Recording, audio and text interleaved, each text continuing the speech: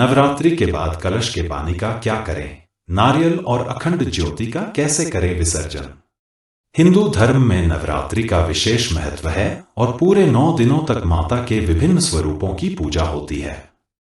वैसे तो साल में नवरात्रि तिथि 4 बार होती है, लेकिन चैत्र और शारदीय नवरात्रि का अपना अलग महत्व है।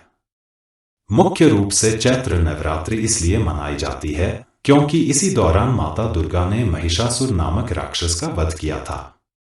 तभी से माता के 9 रूपों की पूजा की जाती है और भक्त मां को प्रसन्न करने के लिए पूरे विधि विधान से पूजन करते हैं।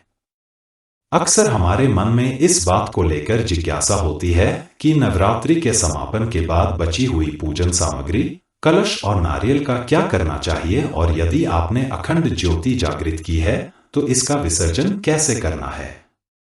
हमने इस बारे में ज्योतिर्विद पंडित रमेश भोजराज द्विवेदी से बात की।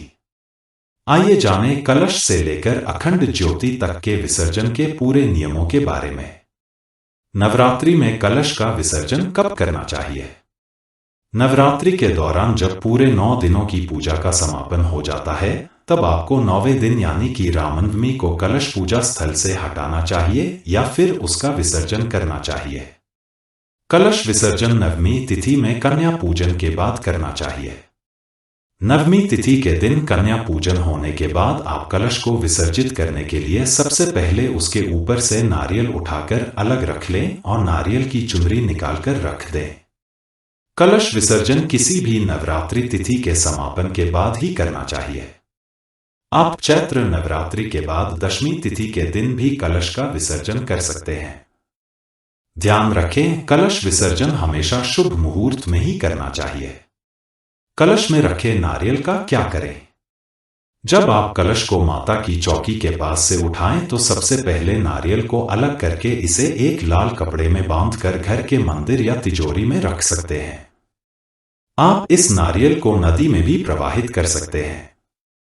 वहीं माता को चढ़ाए हुए नारियल को आप प्रसाद की तरह ग्रहण करें और कन्याओं को भी खिलाएं। यदि आप नारियल को कपड़े में बांधकर रख रही हैं, तो इसी नारियल का इस्तेमाल अगली बार नवरात्रि में किया जा सकता है। ध्यान रखें कि नारियल को कभी भी कचरे वाले स्थान पर न डालें और न ही किसी अपवित्र स्थान जैसे बाथरूम के आसपास रखें। कलश में रखे हुए जल का क्या करें? कलश से नारियल हटाने के बाद आप इसमें रखे जल को पूरे घर में छिड़कें और बचे हुए जल को किसी गमले में डाल दें। कभी भी इस जल की नाली या बेसिन में बहाना नहीं चाहिए। इस जल को गंगाजल के समान पवित्र माना जाता है और इसे पूरे घर में छिड़कने से पूरे घर में सकारात्मक ऊर्जा आती है। वहीं इस कलश के भीतर रखे सिक्के को आप अपनी तिजोरी या पर्स में रखें। इससे आपकी आर्थिक स्थिति अच्छी बनी रहती है। नवरात्रि के बाद अखंड ज्योति का क्या करें? नवरात्रि के समापन के बाद यदि अखंड ज्योति प्रज्वलित है तो कोशिश करें कि उसे अपने आप ही शांत होने दें। कभी भी अखंड ज्योति को जानबूझकर या फूंककर नहीं बुझाना चाहिए। यदि आप अखंड ज्योति को जानबूझकर बुझाती हैं तो यह शुभ नहीं माना जाता है। अखंड ज्योति के समापन के बाद इसकी बत्ती को निकालकर अलग कर लें और यदि इसमें तेल बचा हुआ है तो उस तेल का आप दोबारा पूजा में इस्तेमाल कर सकते हैं। अखंड ज्योति के दीपक का तेल भी बहुत पवित्र माना जाता है। नवरात्रि में कलश के पास उगे हुए जवारों का क्या करें?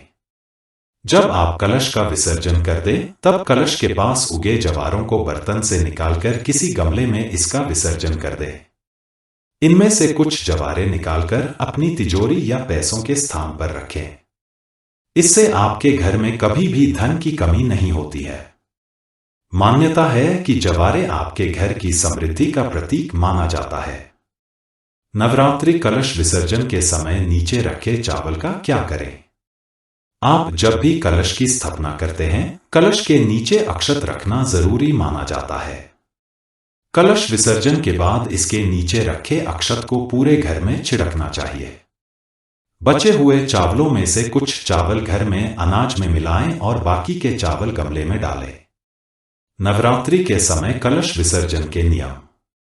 जब भी आप कलश की स्थापना घर में करें, आपको ध्यान रखना है कि इसका नियम से विसर्जन जरूर करें। यदि आप इस कलश का विसर्जन नहीं करते हैं तो ये माता का अपमान होता है। कलश विसर्जन के समय आपको कुछ मंत्रों का जाप जरूर करना चाहिए। इसमें ऐहरी क्ली चामुंडाय विच्चे मंत्र का जाप करना सबसे शुभ है।